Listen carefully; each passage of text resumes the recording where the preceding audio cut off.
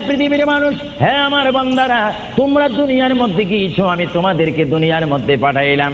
পাঠাইবার পরে আমি জানি তোমরা অনেক অন্যায় পথে যাবে, অনেক কাজ করবে, যে কাজগুলোর মধ্যে তোমাদের গুনাহ হয়ে যাবে।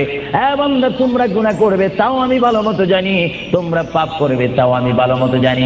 বান্দারে, পাপ করার পরে, গুনাহ করার পরে একাই কি মসজিদের মধ্যে তোমরা কেঁদেছো, রব্বানা যালামনা, বলেন রব্বানা যালামনা আনফুসানা ওয়া ইন লাম তাগফির লানা ওয়া তারহামনা লানাকুনান্না মিনাল খাসিরিন বলে বলে মসজিদে কেঁদেছো, আসরের নামাজ পড়ে কেঁদেছো, যোহরের নামাজ পড়ে কেঁদেছো, মাগরিবের পড়ে কেঁদেছো, এশার নামাজ পড়ে কেঁদেছো।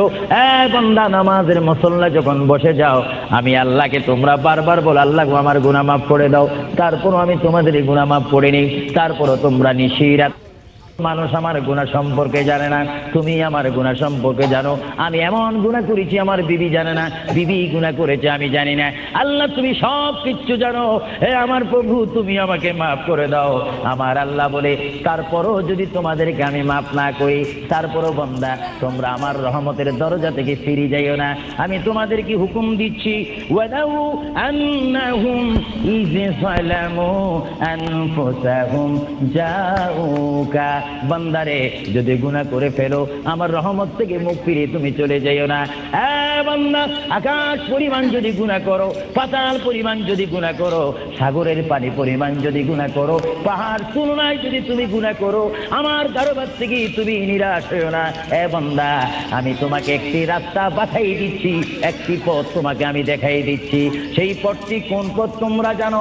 ওয়ালাউ আন্নাহুম ইয যালামু আনফুসাহুম জাউকা, বান্দারে যখন তোমরা বরবাদ হয়ে যাবে, তখন তোমাদেরকে একটা পথ আমি তোমাদেরকে দেখাই দিলাম।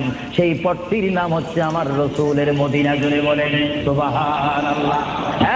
বান্দা, আমার নবীর দরবারে গিয়ে কেঁদে কেঁদে তোমরা বলো, ইয়া রাসূলুল্লাহ, ইয়া হাবিবাল্লাহ, আয়া আকা ইয়া রাসূলুল্লাহ।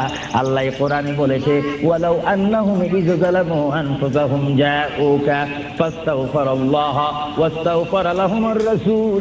আল্লাহ বলেছে, হে বান্দা, তোমরা ডানে না গিয়ে, বামে না গিয়ে, পিছে না গিয়ে, তোমরা সরাসরি আমার নবীর কদমে চলে যাও। আমার নবীর কদমে গিয়ে আমি আল্লাহর দরবারে তোমরা তওবা করো। তওবা করতে করতে তোমাদের চোখের পানি যখন বাইর হয়ে যাবে, আর ওই মুহূর্তে যদি আমার বন্ধু যদি তোমাদের জন্য আমার দরবারে সুপারিশ করে, আমি আল্লাহ তোমাদেরকে ওয়াদা দিয়ে দিলাম, গ্যারান্টি দিয়ে দিলাম, আমার রাসূল যদি তোমাদের জন্য আমার দরবারে সুপারিশ করে, সঙ্গে সঙ্গে বান্দা তোমার অতীতের জীবনের কবিরা সগীরা গুনাহ মাফ করে দিব। জোরে বলেন সুবহানাল্লাহ।